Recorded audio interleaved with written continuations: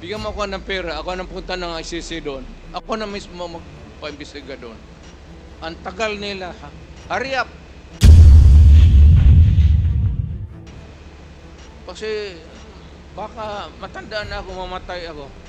You might miss the pleasure of seeing me being standing before a court and hearing the judgment, whatever may be.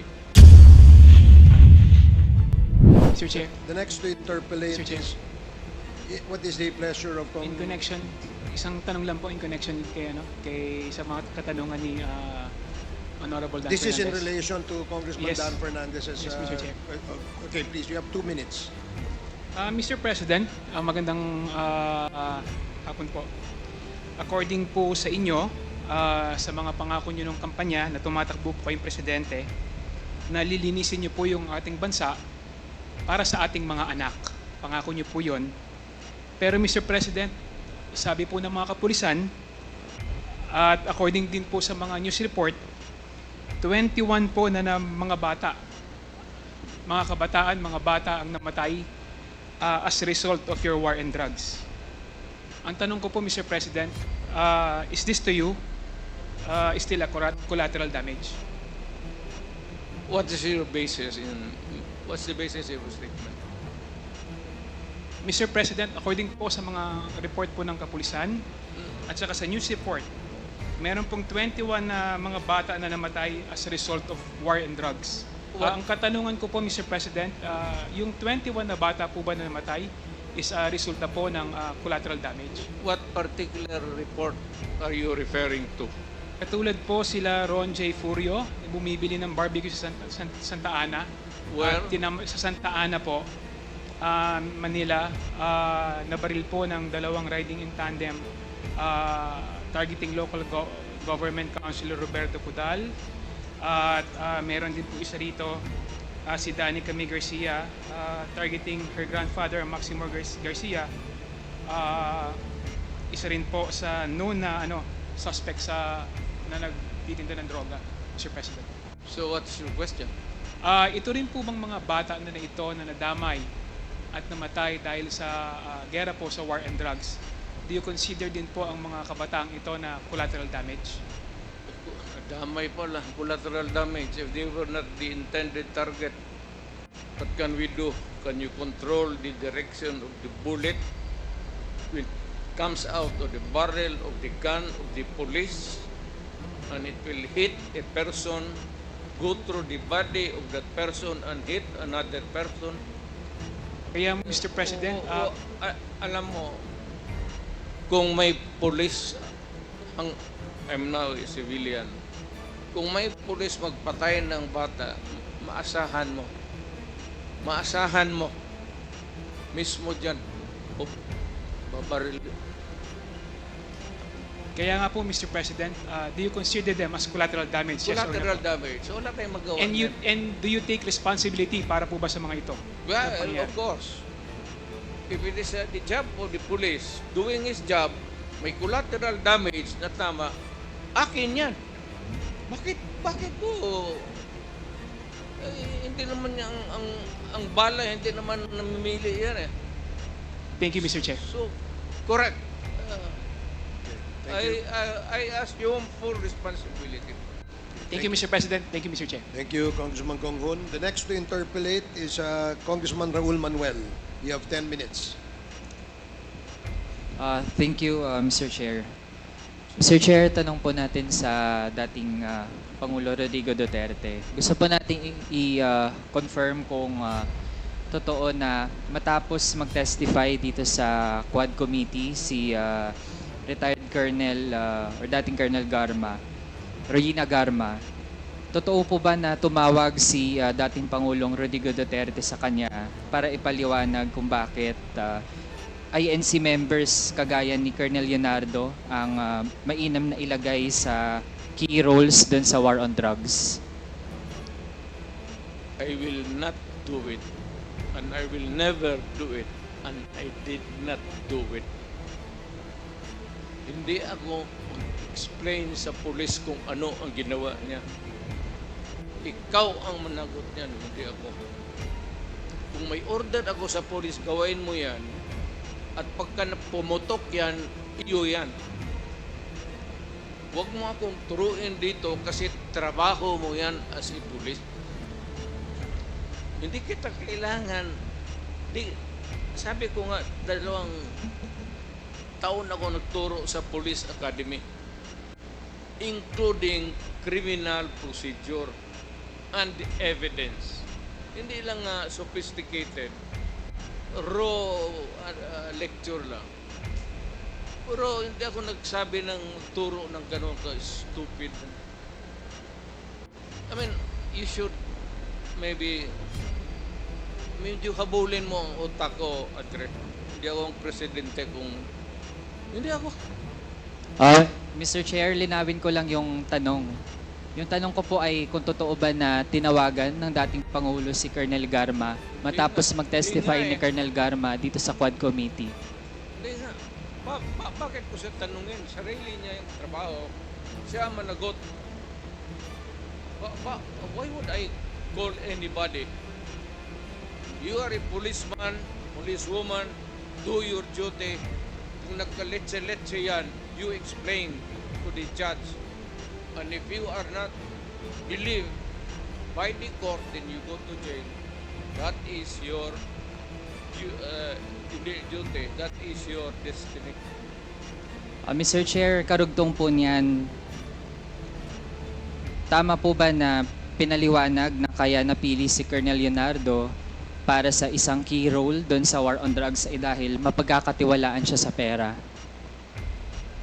I do not give money to people. Wala nga akong pati hindi pagsayangan yung... Alam mo, kung may pera man ako sa city government, I'd rather buy rice for the... Yung police, may sweldo yan. Kung may operation, magsabi sila, bigyan ko. That's the most that I can do. Kasi magsabi, out of the province, out of the city, you would need gasoline. Alam mo ba, baka what time malaman mo? Alam mo ba na noon ang police walang gasolina?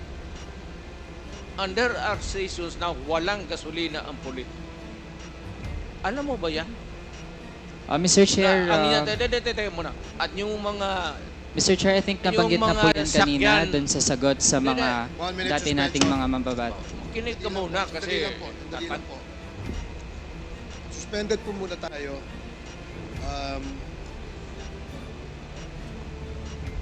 Okay, hearing is resumed.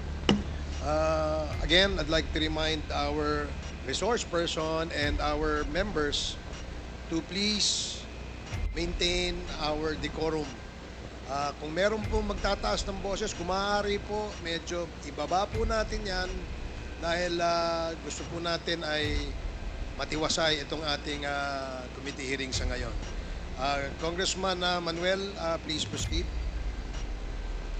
Thank you, Mr. Chair. Mr. Chair, sa dating hearings ng Quad Committee, retired Police Colonel Edelberto Leonardo confirmed na merong reward scheme for police personnel under the drug war of former President Rodrigo Duterte. At meron din pong isang interview mismo sa dating Pangulo na kaya gusto niya ay INC, yung merong key roles dun sa drug war, ay dahil nga kapag INC daw, mapagkakatiwalaan sa pera.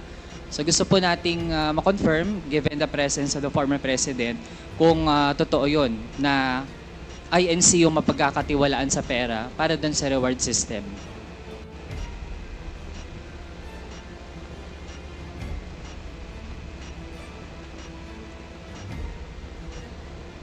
The reward system. Ganito yan. Lahat ng governors pati mayors ginagawa yan. If there is an operation which is not funded by the police because there is really no money, particular money for every crime committed at yung for the operation, lalo na out of town, you have to provide. If it says Davao City, outside of the province, Cotabato,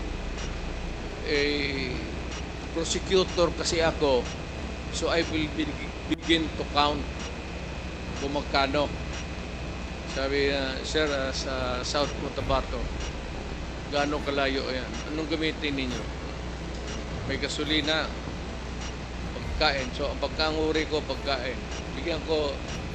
Bigyan ko yan sila ng, okay, I'll give you 20,000. Magamit nila yan, gamitin nyo yan. Pag may sobra niyan, magsabi sila, sir, hindi na ubos. Kasi nahuli ka agad. Kasi marami, hindi po masuloy, hindi mo mabulsa yan. Kasi marami kayo dyan sa team na police, nag-ooperate. Sasabihin mo talaga yan pagbalik, sir. May sobra dito, sir. Ilan? Sir, kalahati. Sabi ko, inyo na yan. Mr. Chair, Reward. Correct. Very correct. Talagang totoo. At minsan, bigyan ko pa dagdag.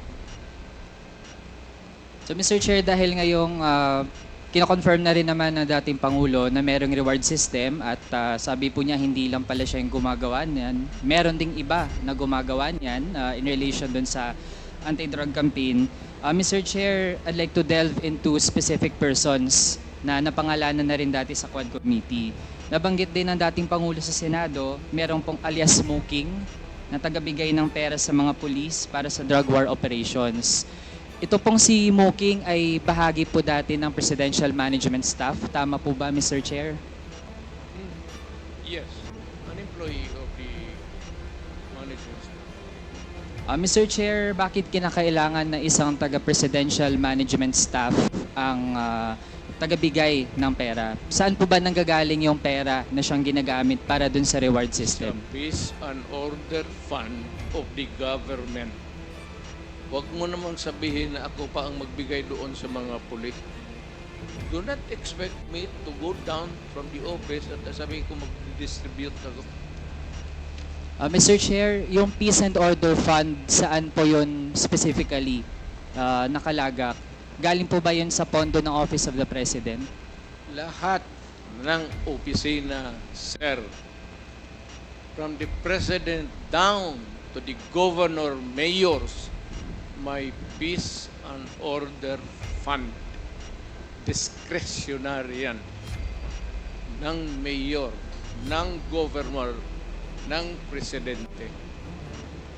Mr. Chair, yung Peace and Order Fund sa mga local government units natin, yun po ay kinukuha mula dun sa confidential fund. So kung sa Office of the President, lalo na't meron ding allocation for confidential and intelligence fund, dun din po ba kinukuha yung Peace and Order Fund para dun sa reward system? I will not answer your question. I do have to make an accounting of what I did as President. That's official and personal. Mr. Chair, bahagi ito ng ating gustong siyasatin dito sa Quad Committee kasi kanina din naman po ang banggit lahat ng mga nagpapatupad ng ganitong operations. Yun yung source, Peace and Order Fund. Pero kailangan malinaw din saan talagang item, anong allocation po yun. So kung sa mga LGU, malinaw naman, confidential fund. Pero sa Office of the President, dahil po actually ay iilan lang naman yung mga line items doon at kung meron dyan na pinakaswak para dun sa Peace and Order, yun po ay confidential and intelligence fund. So gusto po nating ma-confirm lang, dahil po nalaman natin meron talagang reward system at merong pinanggagalingan yung pondo para dun sa reward system. Sir, sandali. Medyo papahingin mo lang ako ng 1 minute suspension. kaya tinawag yan, sir, ng intelligence pati confidential. Kaya huwag kang magtanong kung anong confidential ginawa ko. Confidential nga eh. I am protecting the interest of the Republic when I dispense confidential fund. to the military and the police. Do not make me account for something which I cannot do legally. That is not allowed by law. I am prohibited from doing it. Mr. Chair, I believe hindi tayo pwedeng sabihan dito sa committee na hindi tayo pwedeng magtanong lalo sa mga bagay na relevant dun sa ating investigations. And Mr. Chair, I was not even asking kung sino yung mga hanggang sa level ng mga regional police units, sino-sino mga nakatanggap. I was simply asking yung nature ng paggamit ng pondo na iyon. And Mr. Chair, there's nothing in the joint circular on confidential and intelligence funds that says that we cannot ask general questions, Mr. Chair. Kaya kung ayaw po tayong sagutin dun sa ganong mga bagay, then I think that's actually an indirect admission na dun talaga nanggagaling at ayaw lang pong specify ng ating Hindi, resource person yung nitty-gritty. Pero yun na po yung nagtutugma yung Peace and Order Fund na pwede talagang kunin doon sa Confidential and Intelligence Fund na actually ay lumobo ng sobrang taas sa ilalim po ng term ng past administration. So actually po, we gave our resource person a chance to answer pero nagdi-deviate po mula doon sa paano talaga sana sagutin ng diretso kasi simple lang naman po yung tanong kung doon ba kinukuha. Okay, let me answer you. Chance to answer. You are asking as if you were from the COA. Hindi ka naman COA, hindi kita sagutin ng tama kasi wala rin akong alam. COA, kailangan mo ng report, so you have to bring the papers. You're asking questions that are pertaining to COA. Ano? Hindi naman ako COA. Mayor ako tapos presidente. Roman. Sige, Mr. Chair, I won't belabor the point pero tingin ko ang mga kababayan natin yung makakausga. Malinaw naman po na wala po sa aming dalawa yung taga-COA pero mismo po nasa memorandum circular din naman na dapat ay ipatupad ng COA na dapat ay kung mayroong mga ahensyang nabibigyan, nag-grant ng Confidential and Intelligence Fund, dapat po hindi nga yan in the first place nakatago mula sa mga kababayan kasi the fact na nakatago po yan, ito po yung nangyari.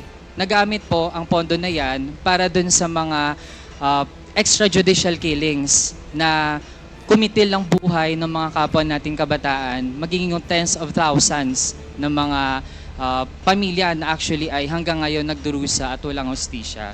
So, kasunod nating tanong, Mr. Chair, dun sa paano ba nabubuo yung mga drug lists ng itong tina-target ng war on drugs ng dating administrasyon.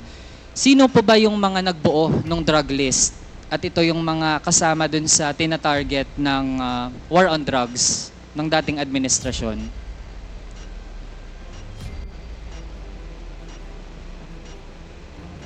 Drug list, it has to come. Hindi naman sa department store yan. It has to come from the police doing the undercover. Mr. Chair, yung mga napangalanan dati dito sa Quad Committee kagaya ni na Colonel Leonardo, bahagi ba sila ng mga nagbuo nitong drug list? I don't know hindi ko alam ang unit niya in particular. I only know that there's a policeman. Pero hindi ako nagtatanong kung saan siya galing, from where, kung saan siya nagtrabaho from one unit to another in the course of their being a policeman. Marami yan silang dinaanan. They are not just there diretso. So, yung tinatanong mo should be answered by Leonardo, not me. Mr. Chair, lalo na't ang drug war ay ang number one reference nito ang pronouncements ng dating Pangulo. Kaya po, we have every right to ask our resource person tungkol dun sa pagbubuo ng mga drug list. Mr. Chair, ano po ang vetting process bago ma-finalize yung mga drug list? Ano pong pinagdadaanan? Halimbawa, may nagsabi, ito, involved to sa kalakaran ng droga. Paano po natitiyak na yung final na version ng listahan, yun talaga ay yung mga merong sapat na batayan para masama dun sa listahan? Wala akong vetting committee as president or mayor. Trabaho ng pulis yan. Hayaan mo sila sa trabaho nila. Tama man o mali, kanila yan. Ako dito sa aking trabaho, tama o mali, sagot ko. Pero yung vetting, bakit? What? Ang mayor mag-vet pa? You want to say that I have to, tatanong pa ako ulit to make a second investigation or a second guess? Do you expect me to do that? Mr. Chair, Wala ka bang mayor na kilala? Magtanong ka muna. Mr. Chair, exactly, precisely. Kaya po tayo nagtatanong kasi kung walang vetting process, paano po yun kapag meron palang nasama? Sinama lang halimbawa ng isang pulis dahil tingin niya mataas yung reward, kaya mainam na patayin nila yun kasi sasabihin lang ng dating Pangulo na siya bahala. Tapos pag napatay, makiklaim yung reward at okay lang kasi hindi talaga na-check kung yun ba talaga ay merong key role dun sa illegal drug trade. So with that, Mr. Chair, sabi din po kanina kasi yung mga high value targets, yun talaga ang dapat mangyari dun, patayin. So Mr. Chair, gusto nating malaman, lahat po ba ng mga high value targets dun sa drug list na hindi na vet, lahat po ba yun ay merong unlawful aggression na ginawa noong sila ay gustong tugisin ng pulis? Again.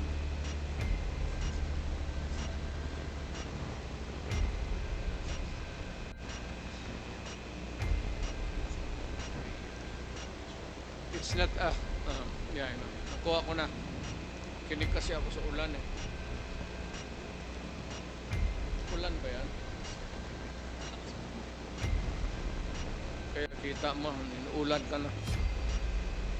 Yung hindi ko trabaho yun. Hindi trabaho ng presidente, hindi trabaho ng mayor. I do not have that kind of duty. Kaya ako may military ng presidente, may police. Anong mayor ako, may police ako. Yun ang trabaho nila. Ang trabaho nila, the end game is really to produce the name of persons who are in the drug industry. Kaya dito sa Manila, when I became president, Mr. Chair, nagde-deviate na po dun sa do not tinatanong interrupt me natin. because I am answering Mr. Chair, the question. answer is not directly in line One with the minute question. suspension.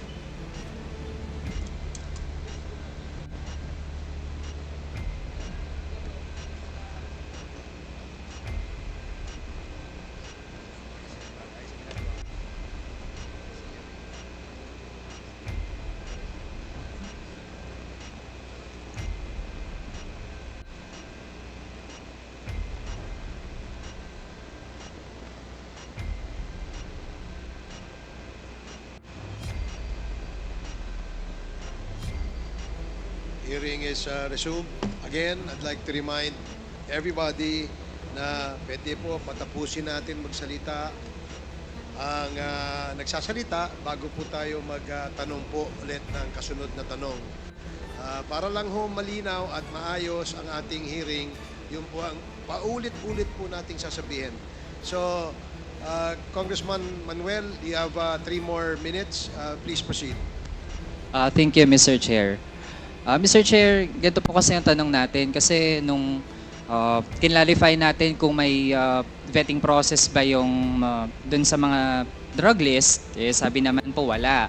Kaya halimbawa, kapag ang pangalan inalagay dun sa pagiging high value target na mataas yung reward para sa ganung mga tao, kahit hindi pa yan dumaan sa tamang proseso, ang goal na po kaagad ay patayin. And actually, sa nakaraang Quad Committee hearings, Mr. Chair, nalaman natin meron nga abogado nasama doon sa high value target. Tapos pinatay ng pulis. Kaya Mr. Chair, gusto kasi nating malaman kung ano ba talaga yung nangyayari dun sa mga operasyon.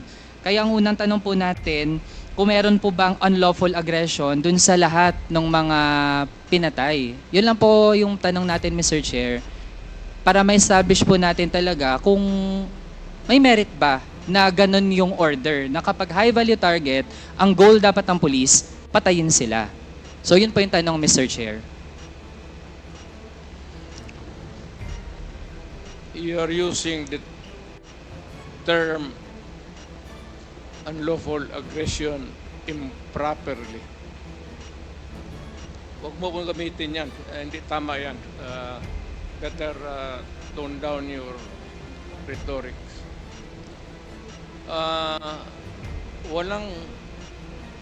Walang Pilipino, Miss Sir.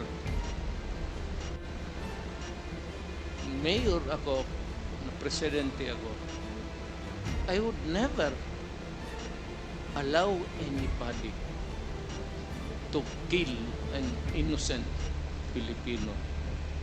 Pag ginawa mo yan,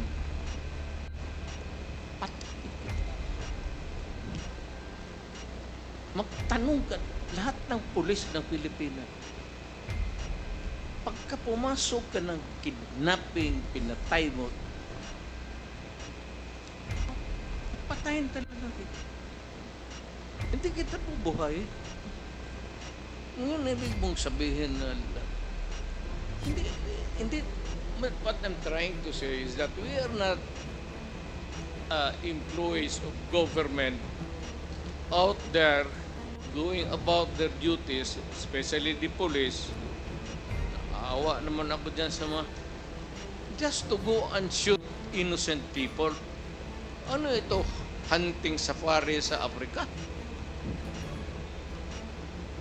Basta na lang pawarilin mo isang tao na walang rason?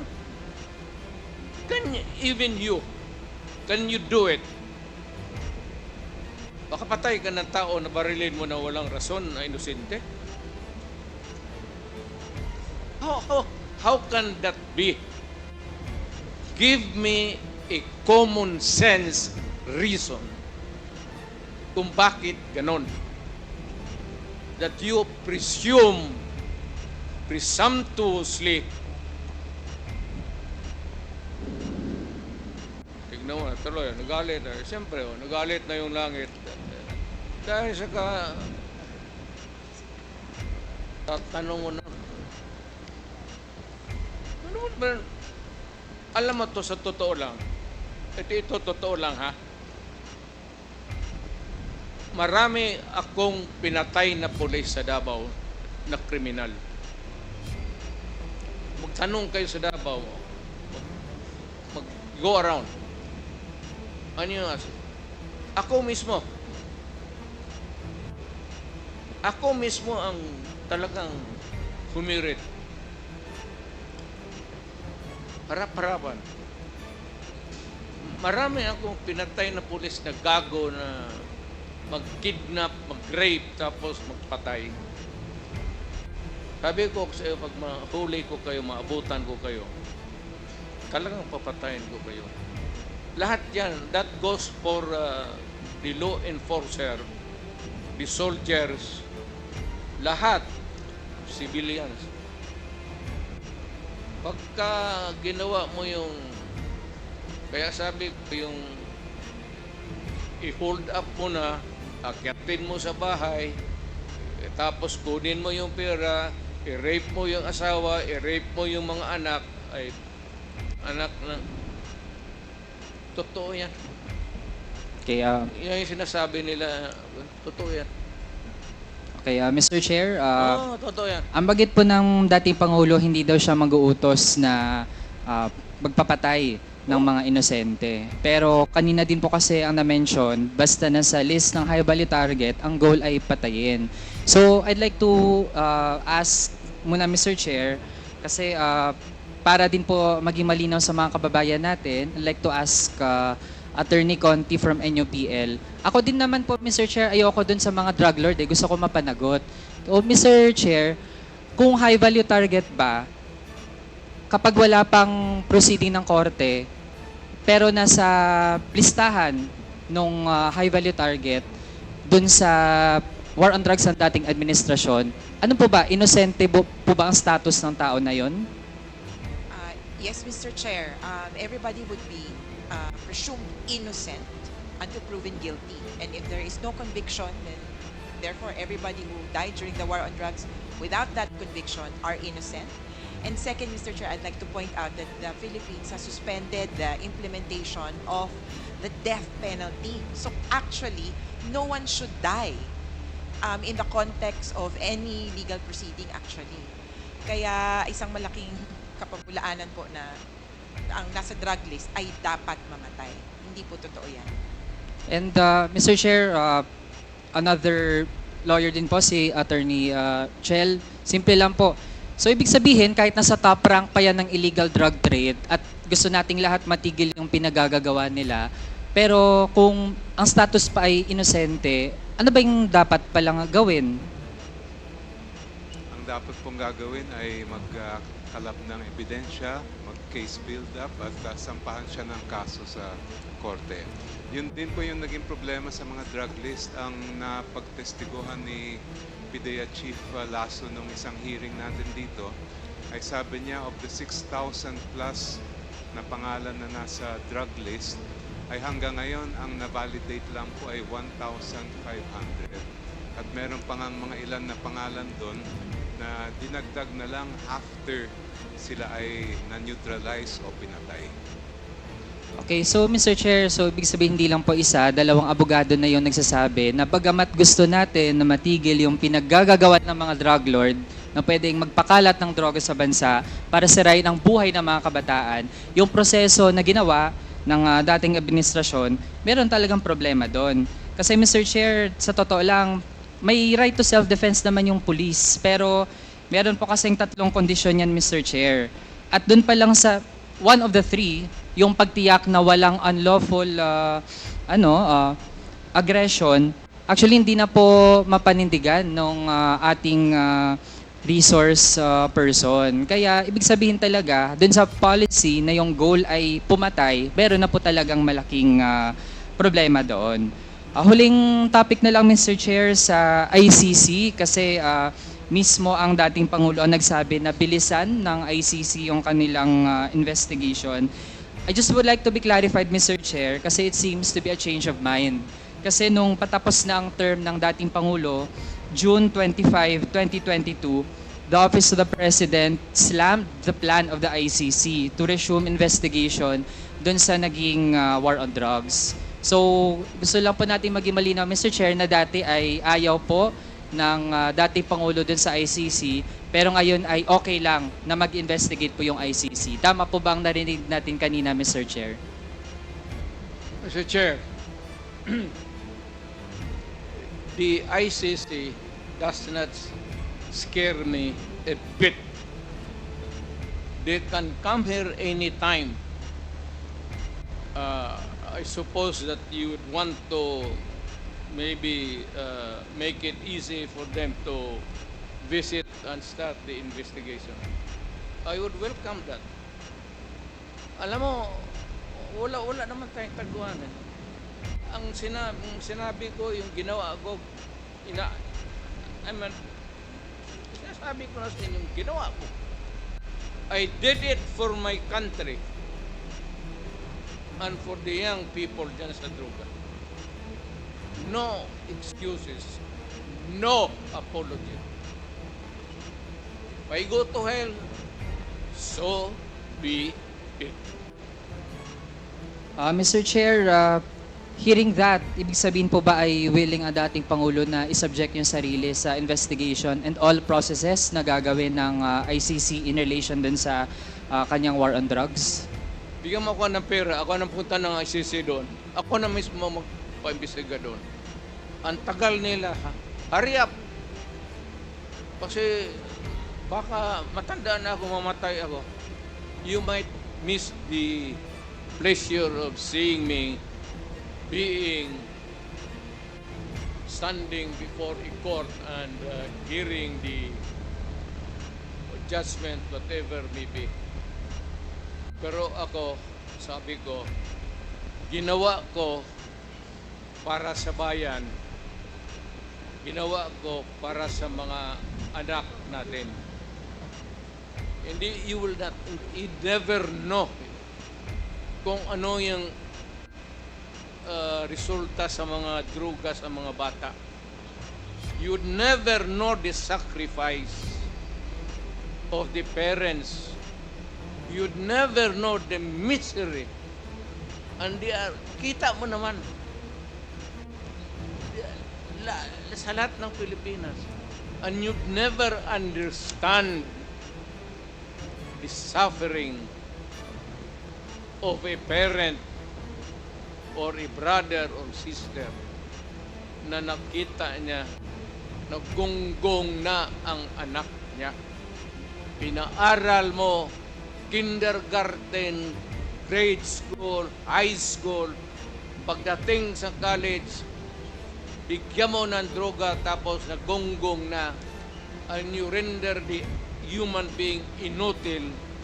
Yan ang masakit sa akin nung na-mayor ako. Kasagsagan yun ng droga. Hindi ko katanggap-tanggap. Kaya kita papatayin talaga, prangkahan. Hindi ko matanggap.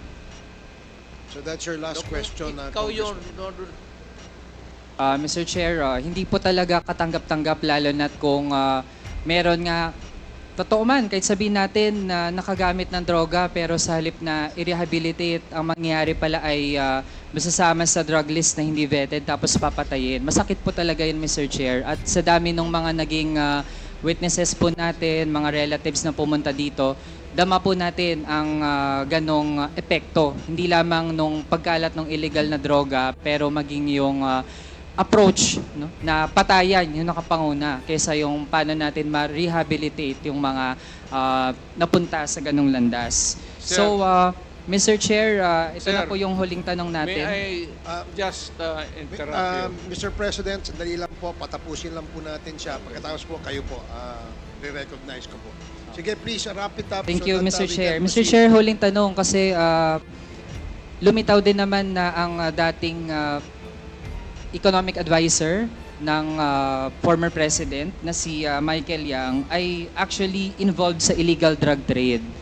So gusto po nating matanong kasi ang postura po ng dating Pangulo ay staunch enemy of illegal drugs, pero malalaman natin, Mr. Chair, na ganun pala ang ilan sa mga aktibidad ng kanyang economic advisor.